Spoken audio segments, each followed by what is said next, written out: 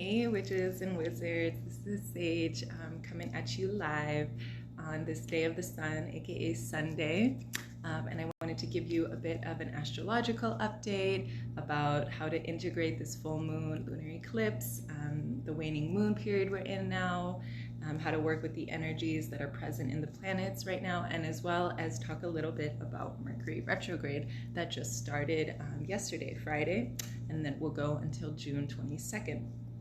So we have 5 planets in air right now. The sun is in Gemini, Venus is in Gemini, Mercury just went retrograde in the sign of Gemini, the moon is in Aquarius today, as well as Saturn is in Aquarius. So we have 5 planets in the sign of air.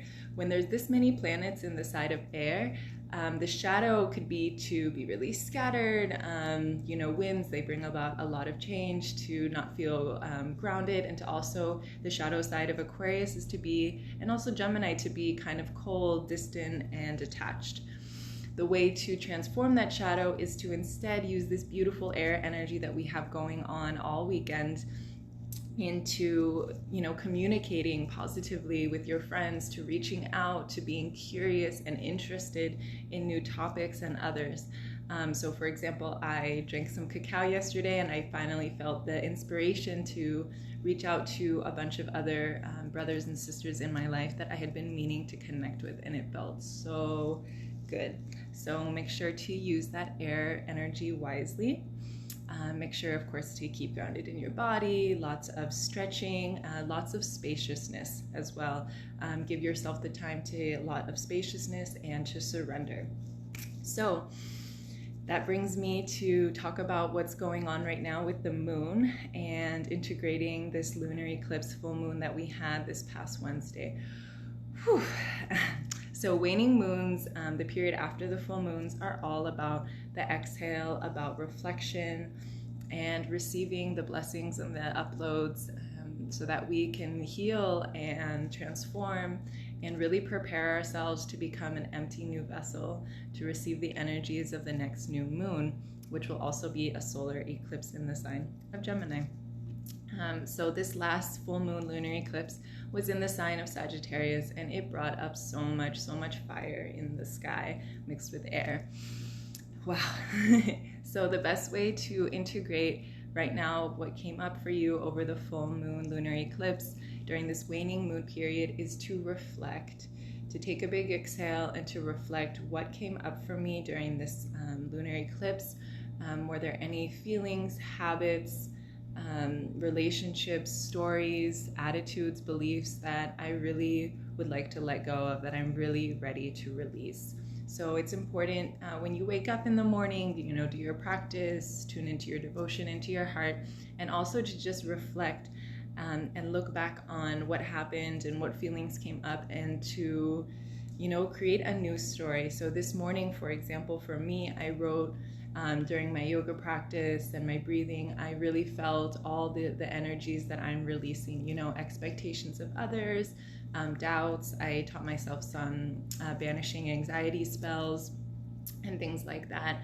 And just so much stuff has been coming up for me. And I really devoted myself to creating a new script, creating a new story. And this lunar eclipse really felt like a restart for so many of us. So I'm really glad that, we have the tools, and I want to be here to help show you the tools that have really helped me transform. So the other thing about the waning moon is that it's a time that we might feel a bit slower, more tired.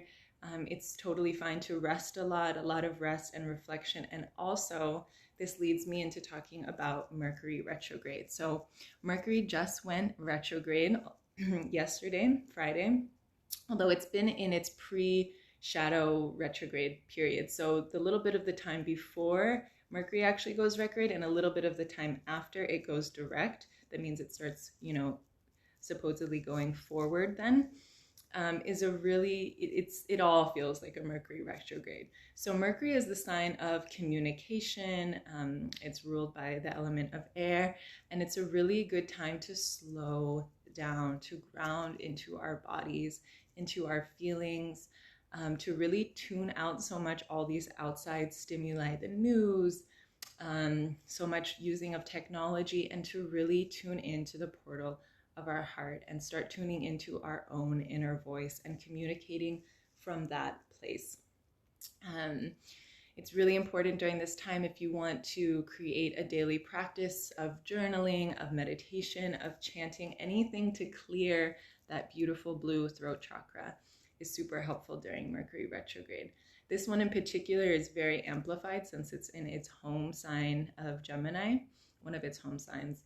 So it's really important to slow down, to take time to reflect, to communicate with those people that you've been meaning to tend to those projects that you started but never have finished, and no breakups during this time.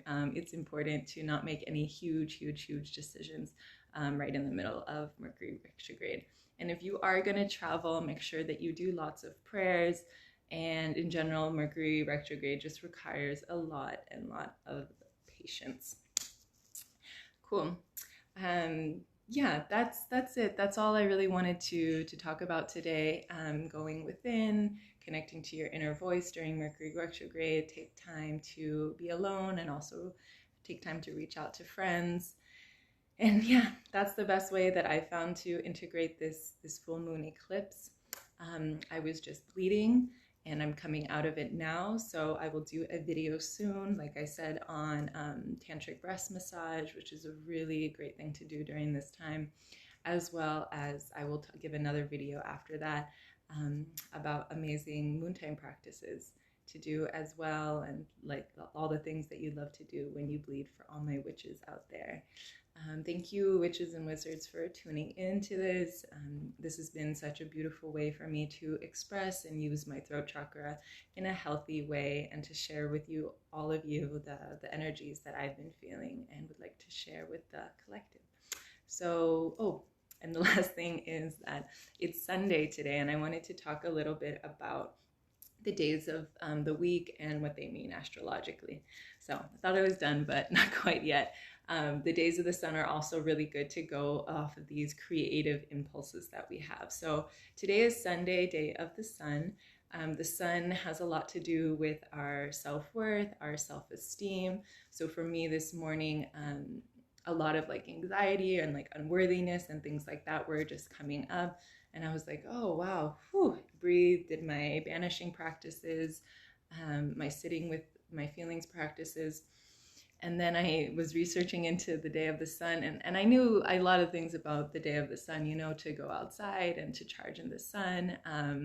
It's this bright energy, a good day to wear lots of bright colors, but I didn't know really that it was a lot about self-worth and self-esteem. And so it makes sense that these issues might come up for us today. So instead, if these issues come up, take the time to do something great for yourself, to really acknowledge, and this has been a huge practice for me, to acknowledge how far you've come in your journey. This morning, I did like a 2-hour practice, and it felt so good. And I was just acknowledging where I was a year ago, postpartum. I had really bad depression, and I couldn't feel the strength to do so many of my practices every day that keep me grounded and healthy and happy. And to just acknowledge how far I've come in the past year has felt so good. It feels like this just constant reawakening process that's been happening throughout my whole life. So it's really healthy to acknowledge how far you've come. And the sun is a great day. Sundays are a great day to do that. Yesterday was Saturn. Saturn days are really tough. Saturn's a lot about restriction, about discipline, and these kind of things, and it can kind of be a heavy energy. Sundays are a great day to kind of get up and lift yourself up out of that energy.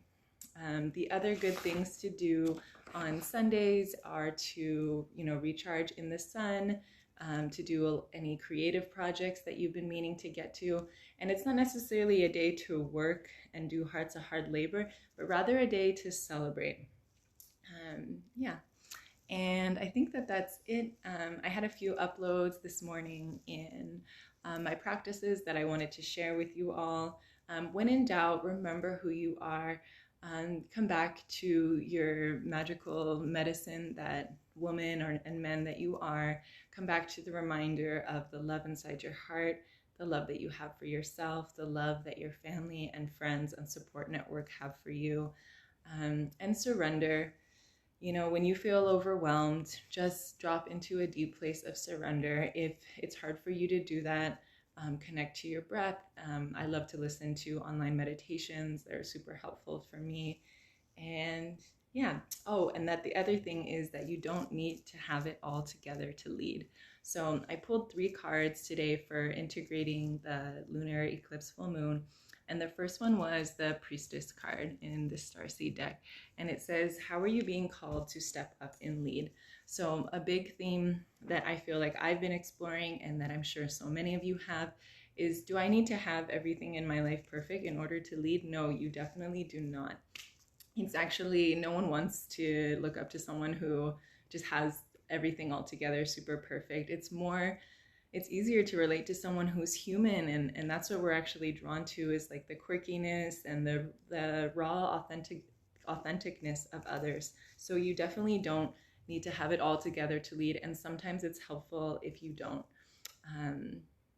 Yeah, the other couple cards I pulled were Inner Temple, Devotion, tune into the portal of your heart. So for the collective, it's really important to come back to our devotional practices when we're feeling out of alignment, to already have integrated a lot of these practices, and a lot of, like, we can kind of tune into an inner well of devotion that we've already built up for ourselves. So before, you know, something happens that might throw you off balance, it's important to wake up. And if you have kids or children or things that enable you to do your morning practice, to be able to make time throughout the day to do little things to fill up your own well, so that you're not pulled so much by the voices outside of you, and that you're tuned into your own inner voice. Everything you need lies within you, in the portal of devotion, in your heart. And the reflection we're seeking from the interactions, or rather reactions that we're seeking from others, are really just a reflection of our own inner state. The last card I pulled was Don't Dim In to Fit In. So I've been listening to, of course, a lot of Lizzie Jeff. She's one of my favorite artists, and I got really lucky to be in a Zoom call with her and a bunch of other women last week, and just listen to some of her downloads, or uploads rather, and it was so good. She talked so much about just letting yourself drop into your pleasure, to really uniquely be you. And if you have any Aquarius in your chart like I do, or Sagittarius, or Leo, it's so important to really embrace your uniqueness and your fire. And this just goes for everyone. Don't dim in to fit in. Be proud of who you are. Rock those flowers in your hair, rock that weird shirt, rock that unique nose ring, whatever it is. You know, if you love gardening out butt naked, go do it. So it's really important to just shine your light. And if other people are threatened by it, intimidated, rejected, just shine on anyway. Flowers don't, you know, open and bloom just because other people approve of them. They do it anyway. So that's a good lesson on this Sunday. Anyway, that's it for now. Thank you all so much for listening. This has been a huge dream of mine, to share all these videos and all of this knowledge and uploads that I've been receiving from Spirit. So here it is. The next video will either be one about practices to do during your moon time, or it will be a tantric breast massage, but both of those will be coming very soon in the future. So thank you for tuning in, and this witch is out.